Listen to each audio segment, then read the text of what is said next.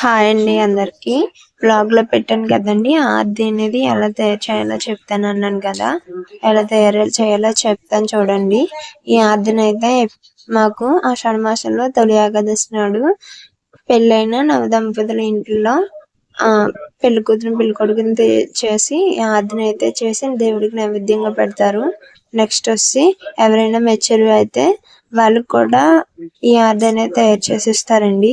తయారీ విధానం ఎలాగో చెప్తాను చూడండి. ముందుగా బియ్యం తీసుకొని కడిగి ఎండబెట్టాలి. ఇలా పొడి పొడిలాగా బాగా ఎండాలి. ఆ ఎండిన బియ్యాన్ని మిక్సీలో తీసుకొని ఆ బాగా పిండిలా వచ్చిన వరకు మిక్సీ పట్టుకోవాలి.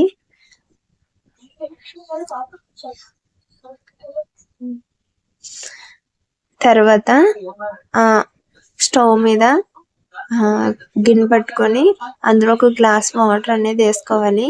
ఇప్పుడు బాగా అబ్జర్వ్ చేయండి. నేను 2 బౌల్స్ లోకి వేరుగా పిండి అయితే తీసుకున్నాను. నెక్స్ట్ వచ్చి మనం స్టవ్ మీద వాటర్ పెట్టుకున్నాం కదా, అందులోకి కొంచెం శనగపప్పు అనేది యాడ్ చేయాలి. 2 వేరు గిన్నెల్లో తీసుకున్న పిండిలో ఒక బౌల్ లో పిండిని ఇలా ముద్దలా చేసుకోవాలి. ఆ ముద్దనే ఇలా పొడవుగా స్టిక్ లా చేసుకోవాలి. ఈ స్టిక్ లోని కావాలంటే మీరు షుగర్ కూడా యాడ్ చేసుకోవచ్చు. నేనైతే సాల్ట్ యాడ్ చేశాను. ఇలా చేసిన స్టిక్కుల్ని వాటర్ లో అనేది వేయాలి. ఈ వాటర్ లో వేసిన తర్వాత స్లోగా కలపాలి, లేకపోతే ఇరిగిపోతాయి. నెక్స్ట్ గిన్నెలో పిండిని కూడా వాటర్ పోసి ఇలా లిక్విడ్ లో అయితే చేయాలి. మీరు మరుగుతున్న వాటర్ లో ఈ లిక్విడ్ అనేది అందులోకి పోయాలి. ఇలా పోసిన తర్వాత ఒకసారి కలిపి 10 నుంచి 15 నిమిషాల పాటు బాగా ఉడకనివ్వాలి. తర్వాత